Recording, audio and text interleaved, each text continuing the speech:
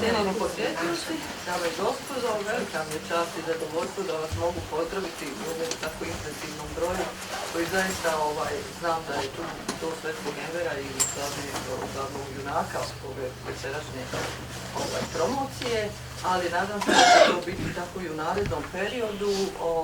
Evo mi započinjemo znači našu kulturnu programsku aktivnost Zavičajnog muzeja Travnik, Bosanskog kulturnog kruga i svih onih koji su učestvovali prošle godine u toj jednoj, da kažem, zaista bremenitoj kulturnoj sezoni u ovom lijepom, jeste da je malo, ali je zato nekako probrano mjesto, mjesto susreta i mala galerija Ekskonta u rodnoj kući Ive Andrića.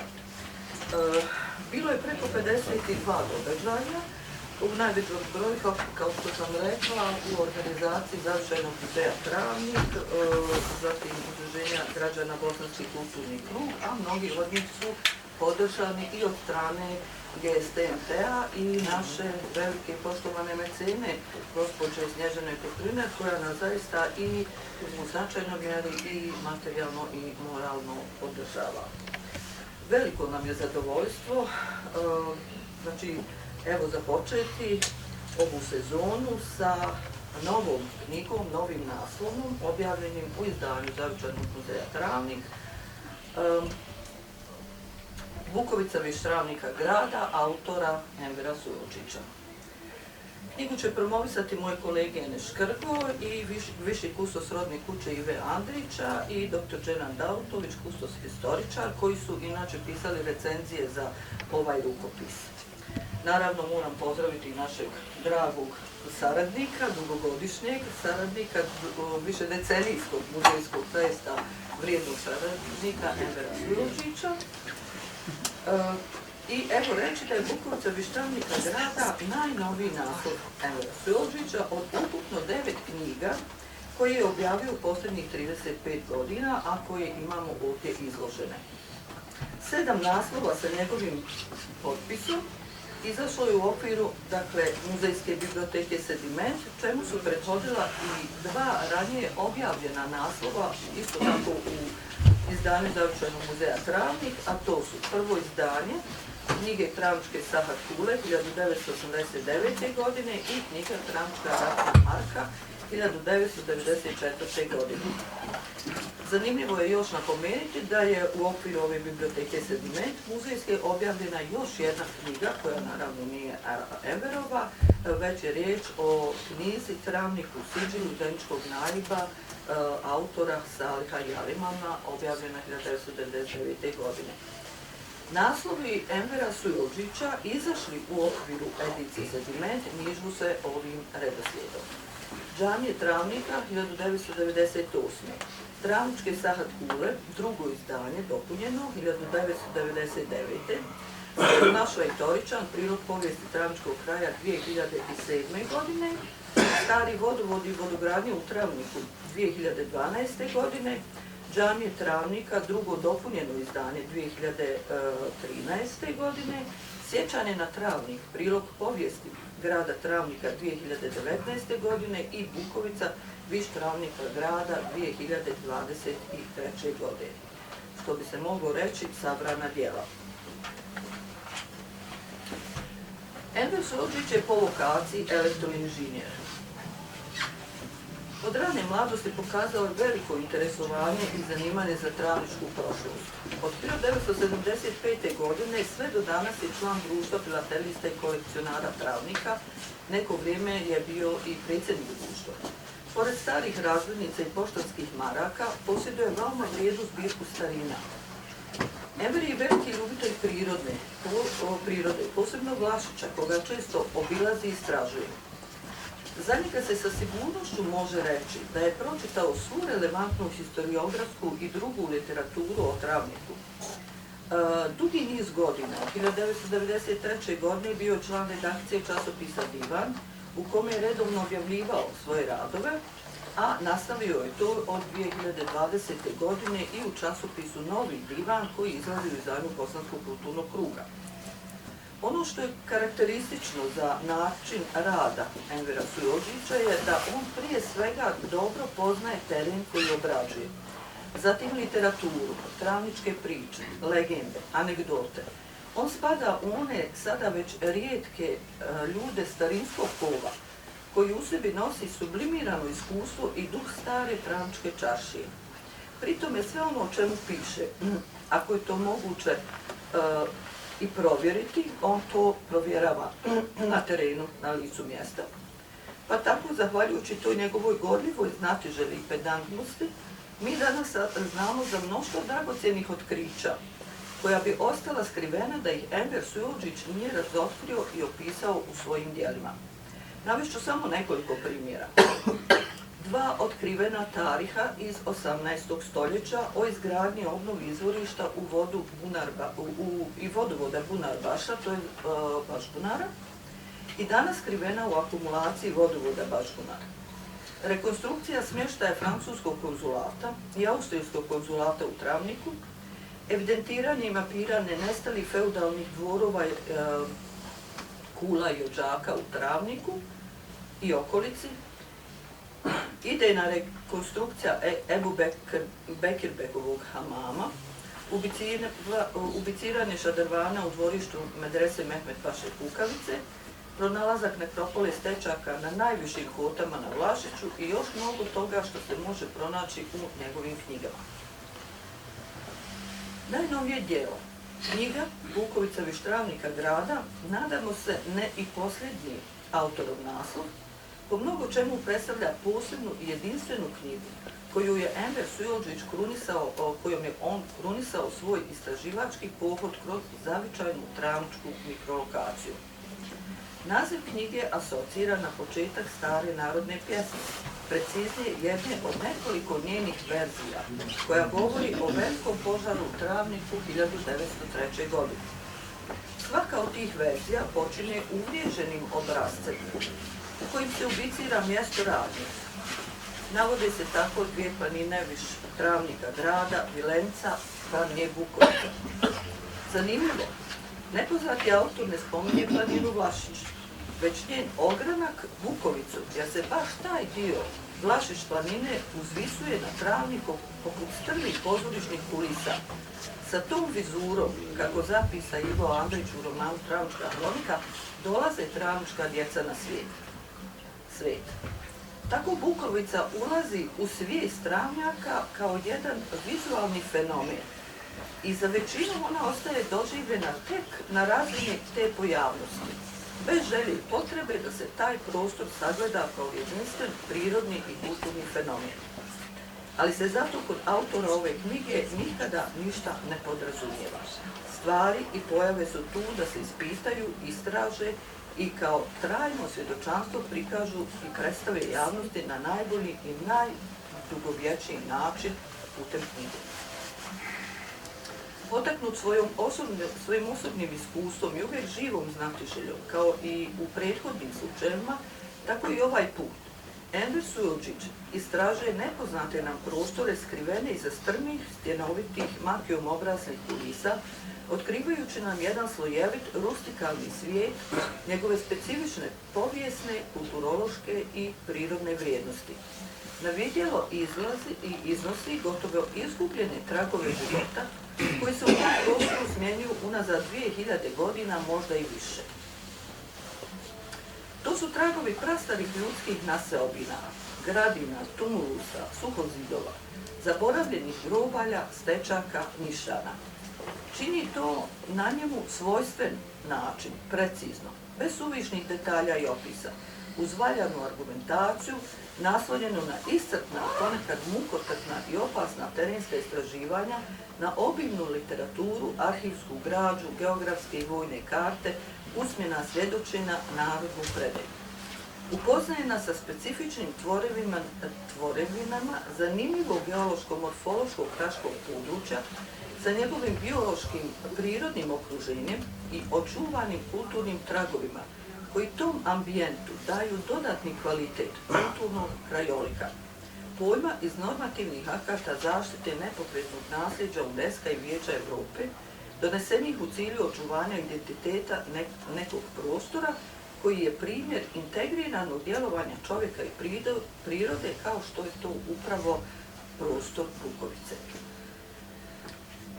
Upravo takvim pravnim statusom kulturni krajolik Bukovica trebao bi se u buduće zaštititi ovaj dio planine nad Travnikom gradom, kako ne bi ponovili grešku sa neplanskom urbanizacijom i megalomanskom izgradnjom stambenih industrijskih postrojenja, kojima smo nažalost uspjeli osakatiti prirodni okoliš i biološki diverzitet pojedinih dijelova planine Vlašće. Da je Enver Sujondžić samo rasprosto pred nas mnoštvo različitih podataka o Bukovici i njenim specifičnostima i znamenitostima, bez vizualnih priloga, kojih je uistinu mnogo, bio bi to ogroman posao. Zahvaljujući njegovom trudu dobili smo priliku da se na jednom mjestu poznamo sa ljepotama i vrijednostima Bukovice i osvjedočimo se njene tako nam bliske, a do sada nepoznate djevičanske izvornosti. Knjiga Bukovica Vištravnika grada objavljena je uz podršku Ministarstva obrazovanja, nauke, mladih, kulture i sporta Srednjobosanskog kantona, kantona Središnja Bosna i iz vlastitih sredstava.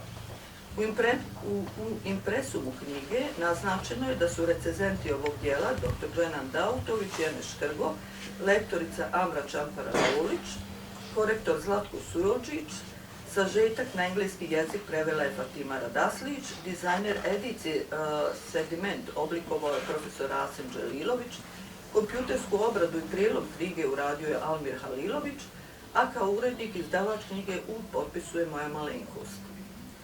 S radošću smo podržali štampanje ovog rukopisa, koji kao i prethodna djela Envera Sujondžića širi vidike i obogaćuje spoznaju o našoj raznolikoj zavičajnoj baštini, kulturnoj i prirodnoj, pozivajući nas na stalnu budnost na njeno očuvanje i aktivnu zaštitu. Hvala.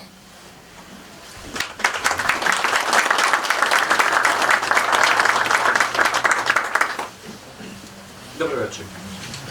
Autor ove knjige, mnogopoštovani Enver Sujondžić, nije filozofist, ali počet ćemo izlaganje i predstavljanje ovoga nekog posljednjeg djela sa jednom temom iz istorije filozofije. Naime, nekad se početkom 20.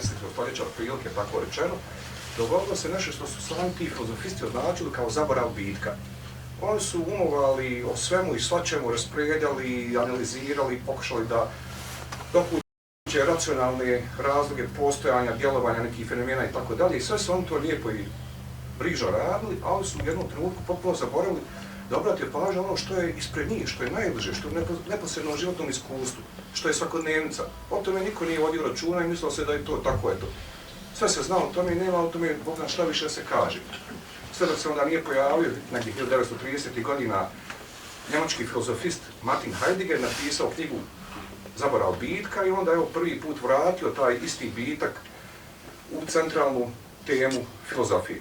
Tako evo i ovi naraštaji travnjaka koji se rađaju i umiru decenijama, stoljećima i tako dalje, oni su uvijek pred sobom gledali jedno brdo koje je omeđivalo njihove obzore i jednostavno limitiralo njihov krajolik.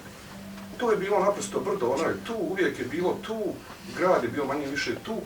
I šta imate vi u jednom brdu da pišete? Pogotovo da napišete jednu knjigu. Brdo. Zar ima nešto tamo? Onda naravno dođe Enver Sujondžić i napiše knjigu koja se zove, naravno parafrazirajući taj stih ili distih iz Sevdalinke o Travniku, Bukovica Vištravnika grada. Ostavimo opet malo pri toj filozofiji. Enver Sujondžić je Dekartovac. Po svojoj unutarnjoj metodologiji rada, on uvijek ima na umu jedan princip koji zove metodička skepsa. I sve što je moguće empirijski provjeriti, on to čini. Naravno, ne može se on vratiti u prošlost u vrijeme, ne može on ustanoviti tačno kako je neki se događaj zbio, tako dalje. Ali ono što su materijalni tragovi te prošlosti još danas održani i očuvani, on to provjerava. Sve što se može izmjeriti, premjeriti, otići, ispitati, da li je to što je u stvari u stručnoj historijskoj literaturi navedeno da je tako, da li je to zaista tako. I u svim njegovim i prethodnih knjiga našao primjer gdje on ustanovio da su autori koji su pisali određene analize, da nisu baš bili uvijek precizni, nisu bili dosljedni, da ima tu priličnih propusta, da su neke stvari olako tako izrekle i izgovorile. Pa i s ovom novom knjigom stvari ista, s tim da su sada se stvari malo usložile, komplikovale. Dakle, ovo terensko istraživanje koje on provodio na brdu Bukovica, koje je u stvari po geografskim preciznim karakteristikama u stvari planina, jer prolazi 1000 metara nadmorske visine, tačno 1021 metar, onda je on činio ono što bi činio dakle, na terenu. Ali ovaj put je bilo znatno teže. Zašto? Vidjet ćete, ko bude čitao lista ovu knjigu, da je najveći dio njegovog doprinosa, istraživačkog doprinosa koji je donio ovoj knjizi, taj jedan popis, to istraživanje jama i pećina koje postoji na Bukovici.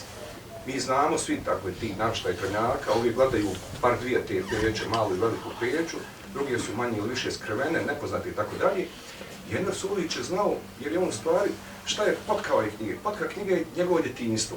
Prije 60 godina on kao dječak sa svojim drugovima izmahali šumeće, nekim školskim izletima, porodičnim izletima, ide po Bukovici, hoda, obilazi ih, gleda neke stvari za koje u to vrijeme naravno ne razumije njihovo ni porijeklo, ni smisao, ni značaj, a onda je to poslije mnogo decenija on pokušava i nastoji da vidi ponovo sa naravno opet drugim očima svojim sada velikim iskustvom, istraživačkim, da ustanovi šta na tom brdu Bukovici postoji.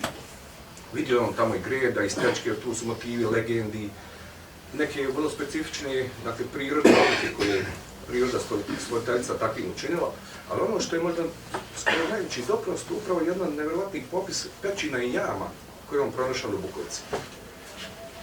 Kako je to moglo da izgleda u praksi? Ja sad mogu da kažem nešto iz perspektive nekoga koji također hodao to mjesto na brdu po toj Bukovici.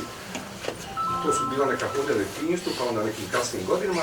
To je brdo za mene isto bilo ono što Osmanlije zovu Fičin Bajr, brijeg razmišljanja. Nekad bih išao tamo, nosio bi neki notez i ovo koji nešto bi pisao, bilježio i tako dalje. I tamo kad stojite na tom brdu, možete da stojite samo nekoliko metara od nekoga objekta. Neke stijene, jame, pećine, ne znam, nekog takvog prirodnog fenomena. I uopšte ne znate, nemate svijest, ne možete jednostavno da to ustanovite da ste tu, na licu mjesta, kako bi rekli, in situ. Enver Suljić je išao u te potrage, opremljen naravno velikim baštovanskim škarama kao najvažnijim alatom ili alatkom, koja bez toga se zapravo uopšte ne bi moglo hodati gore od vegetacije koja je jako gusta, vrlo teška, skoro neprohodna za hodanje.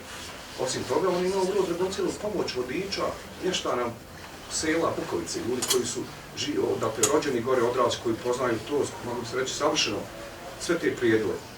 No, i zahvaljujući njima i njihovom, dakle, tom poznavanju terena, nisu oni baš uvijek, to nam tako autor saopštava, mogli od prve, kako bi rekli, da nađu određenu jamu i pećinu.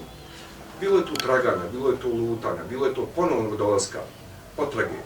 Sve ono što se uglavnom moglo pronaći, zapravo što postoji na brdu Bukovici, Enverin je, zahvaljujući svojim prijateljima iz sela Bukovica, oni su to prošli i vidjeli su.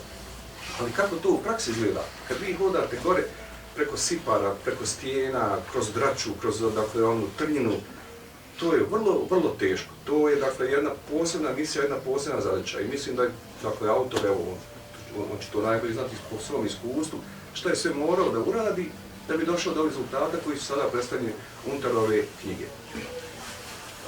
Zahvaljujući svom istraživačkom nervu, velikoj akrivičnosti, Enver Suljić je donio, evo nama, čitalačkoj publici, jednu vrstu atlasa, jednu vrstu vodiča, jednu vrstu knjige koja se može čitati kao dakle, jedno uputstvo za ono sve što postoji ljudskom rukom stvoreno ili rukom prirode stvoriteljice načinjeno takvim. I mislim da je najbolji način da doživite ovu knjigu, da je lijepo uzmijete pod ruku, prošetate se put Bukovice, idete gore, sjedite, čitate i tražite na licu mjesta ono naravno sve što se može naći, što vam ne treba baš neka alpinistička oprema ili ne znam, te baštovanske škare ili nešto slično tome. A ima jako mnogo. Zahvaljujući ovoj knjizi mi smo tek sad u stvari ovako ustanovili šta sve ta Bukovica ima i šta ona zapravo nama mogla da znači u kulturološkom i u svakom drugom identitarnom smislu. Bukovica više velika grada.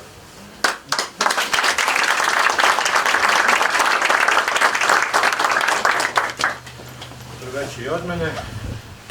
Također želim da izrazim zahvalnost i zadovoljstvo što ste došli u ovako jednom lijepom broju. Treba ćemo izgleda proširivati ovaj eksponta za buduće Enverove promocije. Dobro, moj je cilj kako da vam predstavim ovu knjigu, odnosno malo da vam ispričam i samu moju recenziju, kako sam o njoj razmišljao u toku njenog prvog tog koraka u procesu štampanja, a to je iz ugla, ajde kažemo, istoričara, kako zapravo priča o ovakvom jednom djelu. Prvo, njega je jako teško, kako kažem, u žanr neki ubaciti. Šta je ovo? Historiografija, planinski vodič, kako kaže Enes Bedeke, o čemu se zapravo radi.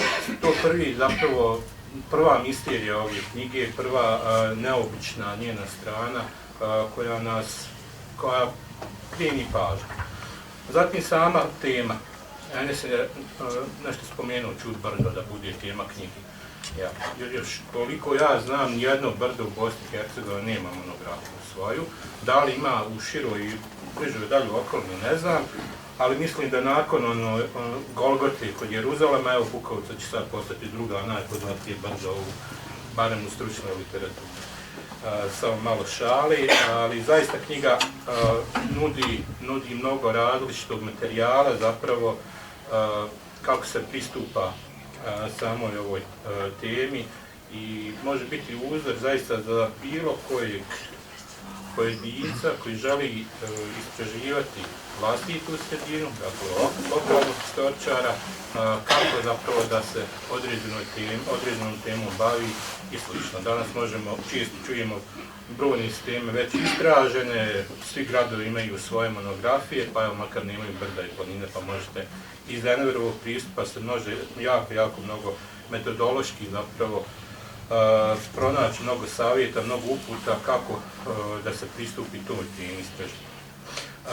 Sve teme koje mikro, tako da kažemo, teme koje su obrađene u ovoj knjizi zapravo počinju, čini mi se, iz Šumijeća, odnosno počinju iz autorovog djetinjstva. On se sjeća kako je u djetinjstvu nešto se dešavalo vezano za tu temu, a znamo da je Šumijeć odmah u podnožju Bukovice, tako da kažemo, i da svi putevi iz Šumijeća mogu voditi prema Bukovici. Pa sad pročito samo jedan mali pasus da vidite kako opisuje upravo ovo sjećanje iz djetinjstva na Bukovicu. Dobro se sjećam đaka iz Bukovice, ali i mlađih i jačih seljana koji su išli svaki dan tim putem u grad, ali i natrag kući. To je bilo polovicom 20. stoljeća. Stariji seljani i natovareni konji okolo, a đaci i mlađe osobe putem preko Peča. Dječaci stranika, ponajviše iz Šumijeća, Osoja i Varoša, kada bi išli na izlet na Bukovicu, penjali su se isključivo tim putem, a onda bi obilazili malu Peću, pa veliku Peću, a ponekad i neobična kamena vrata na stijenama visoko iznad male Peće. Takav izlet je tada bili svojevrsni test odrastanja, jer bio je to prvi pravi poduhvat. Dakle, ovo je slika u jedno vrijeme koje više nema, niti ko dolazi više u travnik istog sa tim putem, niti više naša djeca se igraju na tom području, osim ako nije preko neke igrice, ako Bukovica i tu završi. Mnogo je materijala koji je prezentirano u ovoj knjizi koji može koristiti zapravo na druge vrste istraživanja. Recimo, toponimi kao jedan od materijala istorijskih izvora koji su jako malo koristili do sad u našoj historiografiji. Mnogo se zapravo o samim toponimima ovdje može pronaći. Recimo, ako se povezuju sa srednjovjekovnim vremenom, pa Kraljičino vrtlo, Kraljevo vrtlo koje se spominje, pa zatim spominjanje najvišeg vrha Kotao, otkud taj vrh Enver zapravo uspijeva da rekonstruiše pravi naziv tog vrha, a današnji naziv na kartama zapravo uspijeva da prikaže kao grešku austro-ugarskih ljudi koji su radili te karte i predstavlja zapravo rekonstruiše nama danas kako se nekada taj vrh zvao, a eto i mi smo ovdje domaći to zapravo. Jako je zanimljiva jedna od najkarakterističnijih, tako da kažemo, elemenata na Bukovici jeste velika stijena, veliki didak, koja njeno ime može svašta značiti. Dakle, svakakve vrste njenog porijekla mogu da nam dođu u pamet šta bi to moglo biti, no jedno donosi jednu legendu koju se sjeća iz djetinjstva, pa mislim da je zanimljivo i tu legendu da pročitam. U dubokoj hladovini velike stijene sjetih se vrlo mutno i slabo upamćene priče iz djetinjstva koja nam je stvarala jezu kada bismo tu brali lješnjake. Naime, tada je među nama djecom kružila priča u koju niko nije ni sumnjao. Da je nekog dedu nekad davno proklila baba, jer je na svoju ruku krenuo u nevrijeme u šumu po drva. Kletva ga je stigla i od tada je on ostao vječno u šumi. Mi nismo ulazili u tumačenje onoga u nevrijeme, ali nam je bilo jasno da je baba bila veoma ljuta. Tako se dešava kad naljutite, gospode, i u ranije uvijek isto je. Brojni su drugi još primjer. Ja bih još samo spomenuo jednu stvar koju je također jako važna za Bukovicu, koju Enver spominje, to su čuvene halke na Bukovici, uz koje se vežu priče, jedne od raširenije legendi, da su tu nekad vezivani brodovi, jer ovdje je bilo more. Naravno, to samo još jedan pokazatelj koliko smo toga iz prošlosti mi zaboravili, koliko toga o prošlosti mi izmišljamo i domišljamo. Jasno je da nije bilo tu nikakvih ni brodova. Halke je Enver pronašao kao kamene halke, a čak i ove što su bile na drugim područjima metalni, naravno nemaju veze sa nekim morem i panonskim mornarima, kako se često u legendama zapravo proširuje. Šta je još važno za historiografiju ova knjiga? Ona ispravlja jednu veliku grešku koja se u literaturi, ozbiljnoj literaturi, provlači, čak i u najnovijoj enciklopediji o stečcima, stečkopediji, koja govori da su stečci na najvišoj nadmorskoj visini, oni na planini Visočici, koji su smješteni na visinu od 1730 metara, dakle u blizini današnjeg Visokog. Enver zapravo uvjerljivo obara takvo tumačenje.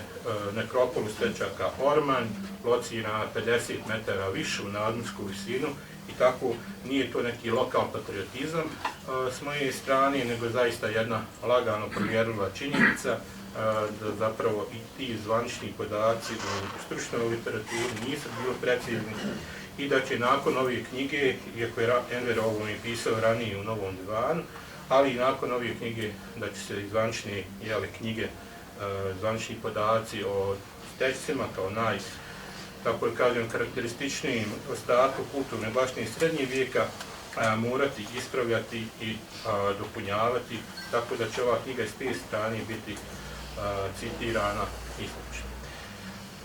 Ne štedi Enver naše pretke koji su ovdje živjeli, koji su na razne načine doprinijeli da one određene znamenitosti koji su bile na Bukovici zapravo nestanu i da ih mi možemo danas samo sjećati ili na osnovu njihovih imena zapravo pretpostavljati da je nešto tu postojalo. Jedna od tih stvari jeste planina Orlovača, odnosno činjenica da su nekada u toj planini boravili veliki orlovi, bjeloglavi i smeđoglavi supovi koji su tu bili dominantna, tako da kažemo, životinjska vrsta.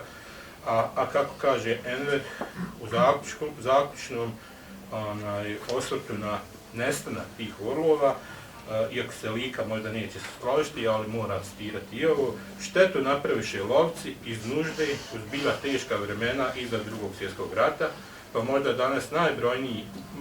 današnji brojni travnički lovci koji na Bukovici imaju dvije lijepe lovačke kuće mogu uraditi nešto da se orlovi vrati, a samim tim učine puno ljepšim i boljim svoje lovište na širijem području Bukovice. Dakle, to je samo jedan mali segment od toga šta je zapravo na Bukovici bilo i čega više nije. Također je jako metodološki zanimljiv način na koji Enver rješava problem toponima Simičine kuće, ne znam jesam Simičine kuće, uvijek pogrešno. Zapravo dugo se vremena nije bilo jasno odakle taj toponim, koji je njegovo porijeklo. Dosta također uvjerljivo zapravo prezentira se teorija da je iza Drugog svjetskog rata u periodu od 1945. do 1953. godine da su formirane one zadruge, skupni objekti koji su bili jako katastrofalan projekat, koji su jako brzo i ukinute. Međutim, imale su toliki učinak, kako da kažem, na lokalno stanovništvo, da je to doba kolektivizacije onaj pojedinac iz Travnika, Salih Simičić, koji je bio angažiran oko osnivanja ove zadruge, oko otvaranja objekata za zadruge na blizu tom području i zapravo da su u narodu da je ta kuće da su dobile upravo naziv po tom funkcioneru, tako da možemo i neko ko nešto loše uradi može ostati, tako da kažemo, u kolektivnoj memoriji. Naravno, nisu te zadruge u startu imale lošu namjeru, nego je se pokazalo kao nešto neuspio projekat. Još je jedan zanimljiv, meni po historičarskoj strani zanimljiv aspekt ove knjige, to je potraga autorova za jednim stečkom koji se osjećao iz djetinjstva. Ostalo mu je duboko urezan u sjećanju izgledom, oblikom, samim kamenim tim, tako da kažemo, plastikom na njemu, a onda ga desetinama godina nije mogao naći. Bio već uvjeren da je nestao, da je ugrađen u neku kuću, štalu, kako već stečci kod nas često završavaju. Međutim, zapravo se desilo nešto drugo. Lokalni put kojim je nekada u djetinjstvu prolazio i dolazio do tog stečka je pomiren u međuvremenu i tek je kada se pregrupsao, tako da kažem, na drugi put uspio ponovo da naiđe na njega i evo tu je stečak je u knjizi, uslikan, sada za sva vremena, tako da kažem, bar na taj način spašen za ove buduće generacije. Knjiga ima ukupno 100-tinjak stranica, nije obimom velika, čita se jako lagano, to je već poznati Enverov stil pisanja, koji nas zapravo, kako i sam Enes spomenuo, vodi korak po korak kroz ovo, eto možemo reći sad slobodno, i najobrađenije, najbolje poznato brdo u Bosni i Hercegovini. Direktorica je spomenula da je ovo 9. knjiga u zadnjih 25 godina, jel? 35, 90, 35, pa eto neka u narednih 25 bude bar još 5-6 knjiga. Mislim sigurno da ćemo sigurno sa velikim nestrpljenjem očekivati iduće Enverovo djelo i da će ono dodatno obogatiti naše poznavanje kako naše sadašnjosti, a tako i prošlosti Travničkog kraja. Toliko i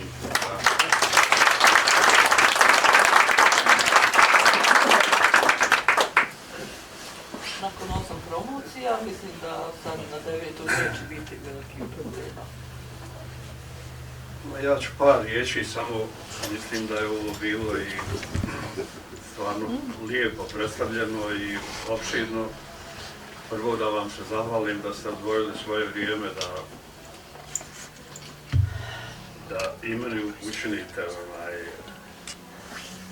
ovo već je jako finim.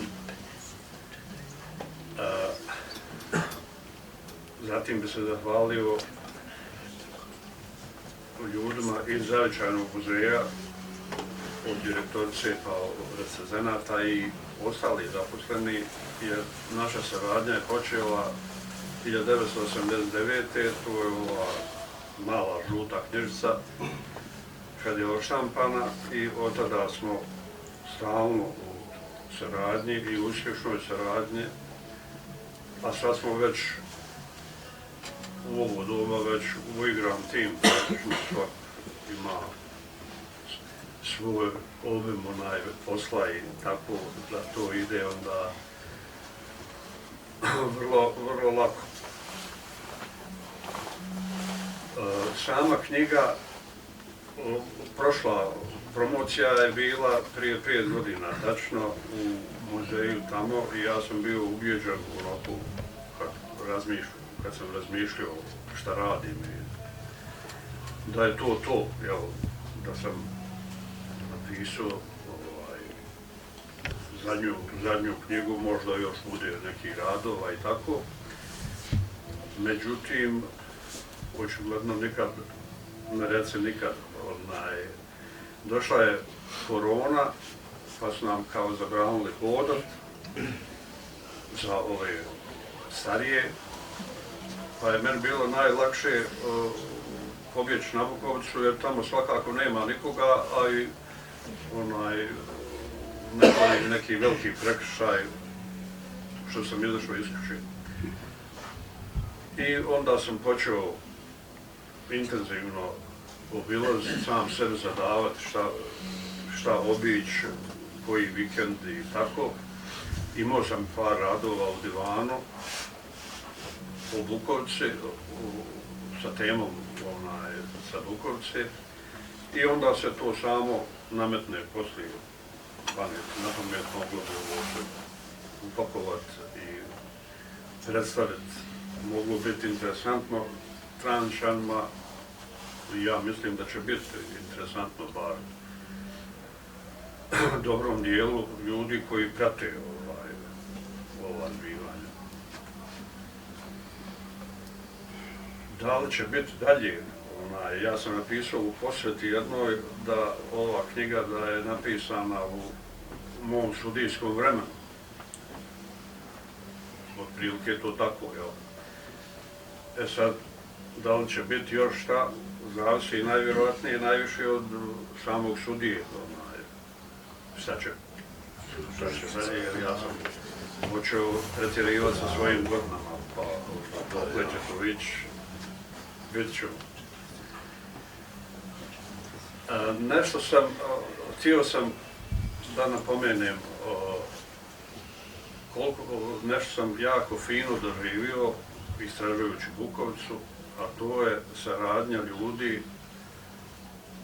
iz Bukovice. Jedan je čovjek, jedan je sa Tepeđika i sve sam to napomenuo sam u knjizi, i jedan je mladi lovac, za mene je svak mlad, manje više sada, onaj sa Putićeva. Mnogi sam stvari morao domaće ljude priupitat, zamoliti za pomoć, da mi pokažu lakše doći do toga.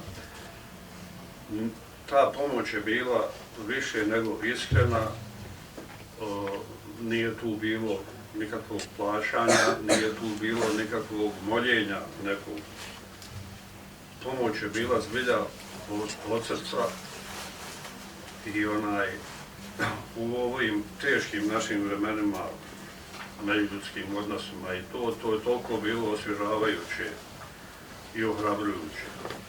I s njima sam svima, osim jednog ove ljude nisam znao, osim gospodina Babanovića sa Tepećka i njega izviđenja, onako manje više. Sad smo i prijatelji ostali, i stvarno je to fin bio doživljaj. I još da napomenem, ideja je da preko našeg udruženja Bosanski kulturni krug da pokrenemo inicijativu da zbilja sad u kojem obliku, u kojem formatu da pokrenemo da se zaštiti Bukovca. Možda i šire sad tu, možemo preko stručnjacima koji se bave sa tim, ali što ima i sad, ja mislim, više nego dovoljno dokumentacije za takvo nešto, da se pokrene. Recimo, Trebević, to je neka paralela, Trebević, Sarajevski, Bukovca, Travnik, to je otprilike isto, a Trebević je zaštićeni pejsaž. Nisam ja tu slučajno, ali sam našao te tabele, on je već zaštićen. Ne vidim nikakvog razloga, ni smetnje da bi se zaštitila i Bukovca, jer to sada i Čatrnja i Donja i ova Kajabaša, to nek stručnjaci, ako budu mislili da to uopće treba. Još jednom vam hvala što ste došli i to je to.